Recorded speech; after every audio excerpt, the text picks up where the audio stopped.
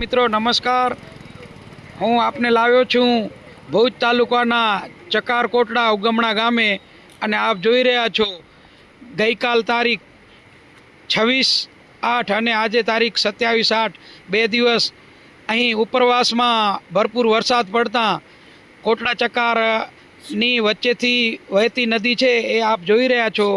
ભરપૂર માત્રામાં પાણી આવી રહ્યું છે અને નદી છે એ ભરપૂર માત્રામાં વહી રહી છે અને બહુ સારી માત્રામાં પાણીમાં ધોધ વહી રહ્યો છે, જે આપ આ વિડીયોગ્રાફિક તસવીરમાં જોઈ રહ્યા છો। ફૂલ ફ્લોમાં પાણી જઈ રહ્યા છે।